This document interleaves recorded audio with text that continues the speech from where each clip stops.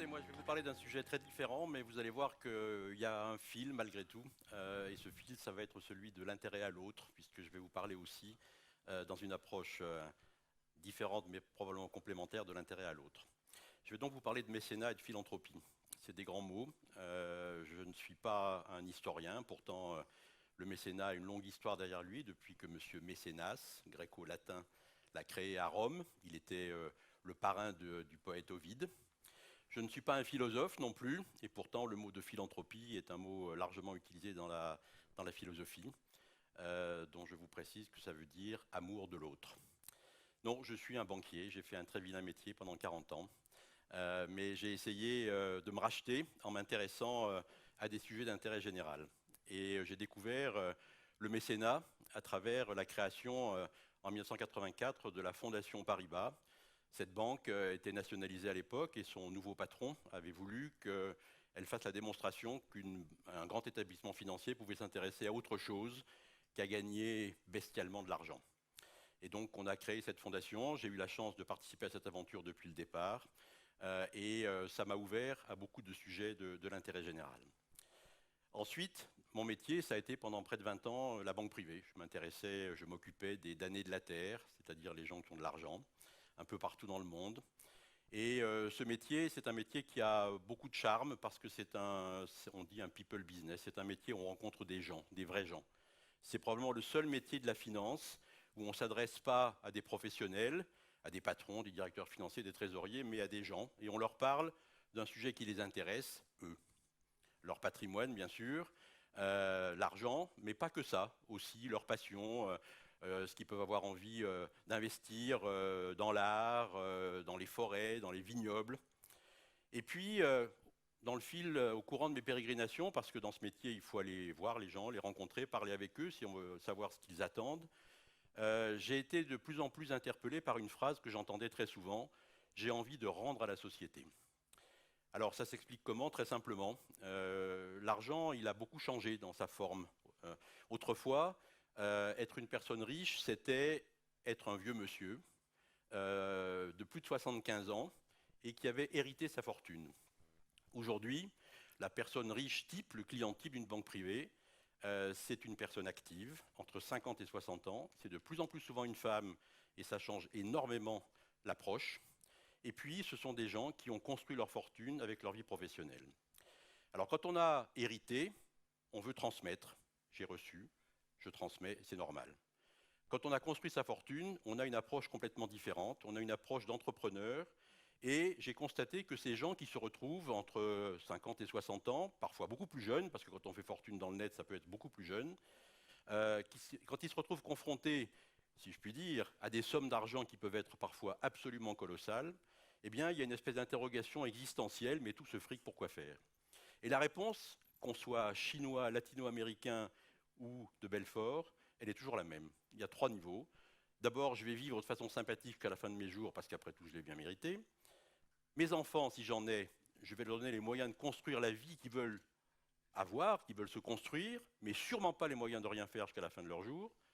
Et pour le reste, et ce reste peut être parfois considérable, eh bien, je suis prêt à le remettre dans la société, à le réinvestir dans la société. Ce sont des entrepreneurs, ils ne donnent pas, ils investissent, sans bien sûr aucune considération de retour pour eux-mêmes, mais avec un appétit de retour social. Ils veulent que leur argent serve à quelque chose, le réinvestir dans la société.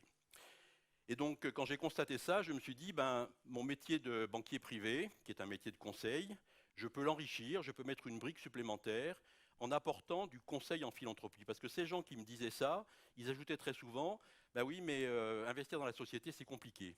Ce n'est pas les mêmes méthodes que dans le business, on ne sait pas bien vers quoi aller, on a besoin d'aide. Et donc je me suis dit, je peux bâtir quelque chose, je vais pouvoir apporter un conseil à mes clients pour les aider à construire leur philanthropie et les accompagner dans leur aventure philanthropique. Donc je suis allé voir ma direction générale et je leur ai dit que j'avais l'intention de créer ce service-là, qu'il fallait que je recrute pour ça des spécialistes. J'ai dit que je souhaitais que ce service soit gratuit parce que je considérais qu'il n'y avait pas de raison qu'on gagne de l'argent quand on veut travailler pour l'intérêt général. Alors bien sûr, on m'a regardé un peu de travers. Quand on parle de gratuité dans une banque, on vous regarde de travers. Mais on m'a laissé faire. Et j'ai fait deux choses complémentaires en dehors du recrutement de cette équipe. J'ai créé une fondation qui s'appelle la Fondation de l'Orangerie, qui avait pour vocation de servir de réceptacle à l'argent de ces potentiels philanthropes, de ces philanthropes en herbe. Donc la banque ne mettait pas un centime dedans. C'est la fondation des clients. Et puis, il me semblait qu'il était souhaitable de parler plus de la philanthropie qu'on ne le faisait. J'avais constaté que la philanthropie, elle est extrêmement visible aux États-Unis, elle est culturelle, elle est même, ça fait partie du statut social. Quand on a réussi, on est philanthrope. On le retrouve dans la partie, disons, anglo-saxonne de l'Europe, on le retrouve en Belgique, tout près de chez nous, aux Pays-Bas, en Allemagne, en Suisse, très importante. On le retrouve aussi, bien sûr, en Angleterre. En France, pas trop. Enfin, ça ne se voyait pas. Parce qu'en France, on est marqué par ce vieux principe judéo-chrétien, le bien ne fait pas de bruit, le bruit ne fait pas de bien. Donc il se passait des choses, on faisait des choses, il y avait des grandes familles dont on savait qu'elles étaient investies dans la philanthropie, mais on n'en parlait pas. Et moi j'ai pensé qu'il y avait un enjeu très important à parler de la philanthropie, à montrer ce que peut faire la philanthropie pour qu'elle se développe. Et donc j'ai demandé à créer un prix de la philanthropie. Et donc depuis 2008, BNP Paribas remet en fait deux prix de la philanthropie, un grand prix qui récompense un grand philanthrope pour l'ensemble de son œuvre, comme on dit au Festival de Cannes, avec un critère d'argent dominant, et puis un prix qu'on appelle coup de cœur, où on récompense plutôt l'investissement des personnes, l'engagement des personnes dans un projet de caractère philanthropique. Alors la philanthropie, moi j'adore en parler parce que c'est que des belles histoires. Et je peux vous dire que depuis 10 ans que je m'intéresse à ça, maintenant depuis 3 ans j'ai quitté mes fonctions et je ne fais plus que ça, le mécénat et la philanthropie, eh bien je n'ai rencontré que des belles histoires. Je vais vous en raconter quelques-unes très rapidement parmi les vainqueurs de ce prix que j'évoquais tout à l'heure. La première année, on a eu comme vainqueur une femme marocaine qui s'appelle Amina Laraki, qui se trouve être la fille d'un ancien Premier ministre. Et cette femme a eu un grand drame dans sa vie, alors qu'elle avait une trentaine d'années. Elle a eu un accident de vélo dont elle est restée paralysée des jambes. Et elle avait une flamme, une énergie formidable. Et donc, quand elle a revécu, après une longue phase hospitalière, elle s'est dit, je ne peux pas rester à la charge de ma famille et de la société. Donc, elle a refait 2 enfants, elle en avait 2 auparavant, ce qui était déjà un exploit en tant que tel. Et puis, elle a créé et elle gère le seul et unique centre d'accueil pour handicapés au Maroc. Elle le dirige elle-même, elle y consacre sa vie et sa fortune. Ce centre, il s'appelle Noor. Noor, en arabe, ça veut dire la lumière. Et cette femme, elle est simplement lumineuse et l'endroit qu'elle dirige est à son image. Un autre exemple, encore une femme, dont le nom a été très connu à une époque, pas par les plus jeunes ici, mais c'était une grande productrice de cinéma qui s'appelait Albina Dubois-Rouvray. Elle a produit énormément de très grands classiques du cinéma français. Et cette femme aussi a eu un drame dans sa vie. Elle était la mère d'un garçon, d'ailleurs beau comme un dieu, qui se trouvait être il pilotait l'hélicoptère qui s'est crashé pendant le Paris-Dakar et dans lequel il y avait Balavoine et Thierry Sabine. Évidemment, la mort de ce fils a dévasté cette femme.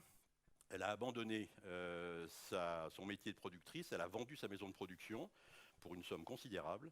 Elle a tout investi, ce qu'elle en avait tiré dans une fondation, qui a commencé par s'intéresser aux orphelins du sida, parce que c'était l'époque où le sida massacrait des générations entières, dans les pays bien sûr les plus défavorisés. Et puis elle a conçu progressivement un concept nouveau qu'elle a appelé les villages, FXB, c'est les initiales de son fils, où on prend en charge enfants et adolescents, mais une prise en charge absolument complète, c'est-à-dire le gîte, le couvert, la santé, l'éducation, jusqu'à les amener à une insertion professionnelle véritable. Donc ça démarre bébé et ça va jusqu'à l'insertion professionnelle.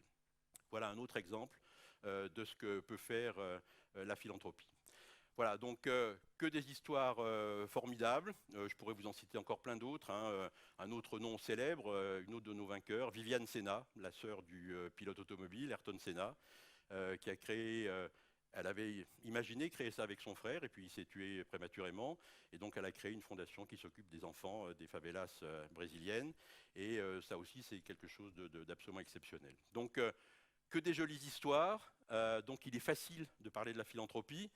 Mais ce que je voulais vous dire, c'est que si j'aime autant en parler, ce n'est pas par hasard, c'est parce que je pense qu'il y a des enjeux absolument considérables à ce niveau-là. Quand vous regardez l'état de notre société, bon, ce n'est pas difficile, il suffit d'ouvrir le journal, d'allumer la télé pour voir à quel point cette société elle est fracturée, explosée, elle pose des problèmes monstrueux, il y a de plus en plus de besoins, et en face de ces besoins, il faut voir les choses comme elles sont, il y a de moins en moins de ressources. L'État fait ce qu'il peut. On a tendance à dire l'État se désengage.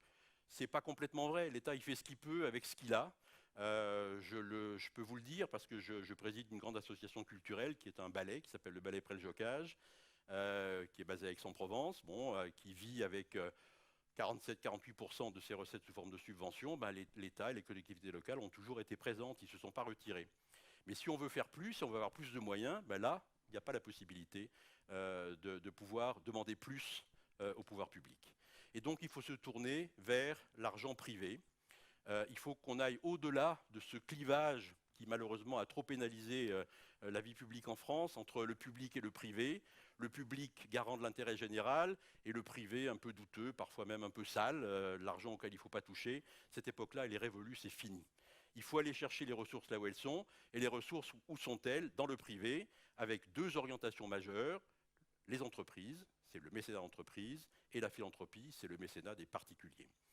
Alors les entreprises, elles ont un rôle formidablement important à jouer. Dans la société un peu déstructurée aujourd'hui, où on voit une crise, disons, morale extrêmement grave, dans l'école, dans les syndicats, l'armée a disparu en tant que service militaire, dans les églises, dans les partis politiques, dans les syndicats, on voit bien que la crise est présente, une crise morale. L'entreprise, elle garde un rôle de responsabilité sociétale. Et c'est très intéressant de voir à quel point elle est arrivée à ce point-là de responsabilité sociétale à partir de la responsabilité sociale de l'entreprise, la RSE, dont vous avez tous entendu parler.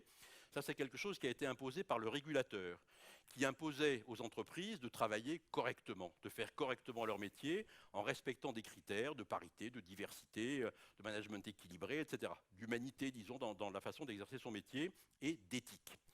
À partir de là, les entreprises commencent maintenant, et sous la pression des collaborateurs, et notamment des plus jeunes collaborateurs, parce qu'il y a un véritable état d'esprit nouveau qui est né à ce niveau-là, à s'intéresser à ce qu'elles peuvent faire autour d'elles, plus simplement en elles, responsabilité sociale de l'entreprise, mais autour d'elles, responsabilité sociétale. Et le mécénat est bien sûr une façon de s'intéresser à son environnement. Le mécénat, retenez qu'il est d'abord et avant tout local, ça c'est vrai partout dans le monde. Quand quelqu'un a envie d'être mécène, il va d'abord regarder autour de lui, le monde autour de lui, pour essayer de faire des choses, de faire bouger des choses autour de lui. Et on voit bien que dans tous les domaines, et dans le domaine culturel, c'est particulièrement vrai. J'ai en tête une expérience que j'ai vécue ici avec quelqu'un qui est aujourd'hui à Sarrebourg, qui s'appelle Alain Paquier, Les chemins du baroque.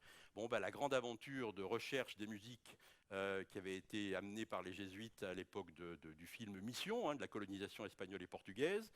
Ces musiques baroques qui ont été retrouvées dans les tribus indiennes d'Amérique latine. Ça a été une aventure absolument formidable et qui a été permise par le mécénat.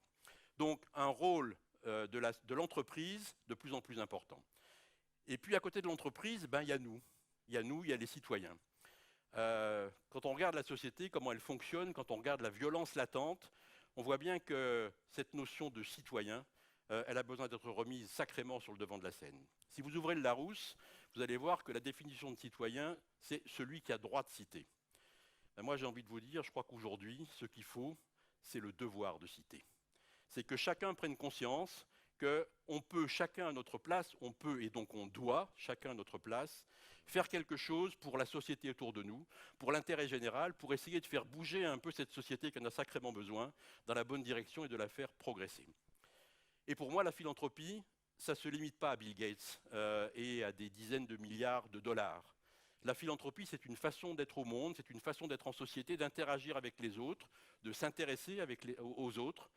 Et je vais vous raconter une petite expérience que j'ai vécue avec une association qui a été créée par la Fondation Rothschild, qui s'appelle l'École de la philanthropie. L'école de la philanthropie, c'est une expérience qui consiste à sélectionner des classes de CM2. Donc vous voyez l'âge des gamins, 10 ans. Il y en a une quinzaine.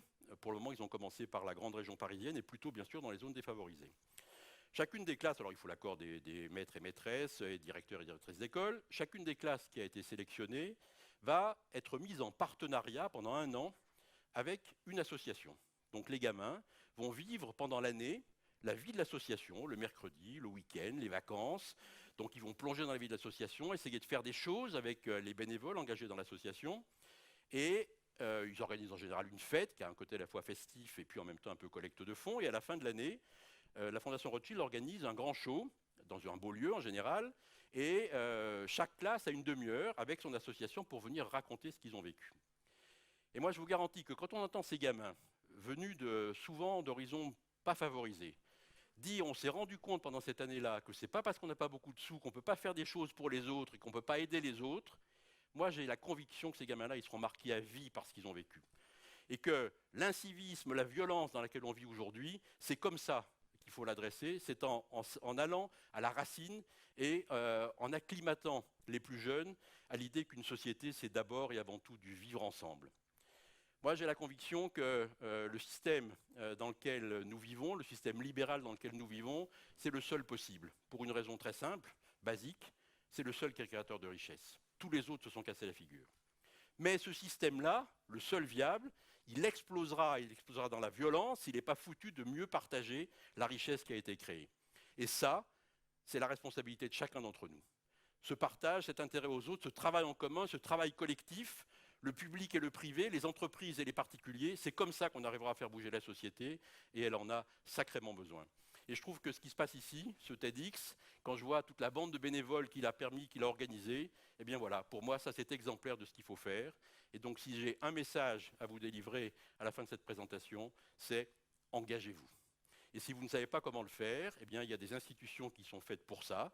Admical, par exemple, qui est la grande institution qui s'occupe de mécénat, elle a un très beau site qui s'appelle admical.org. Allez voir le portail du mécénat et vous y trouverez tout ce que vous avez toujours voulu savoir sur la philanthropie et le mécénat et que vous n'avez jamais osé demander. Faites-le. Merci.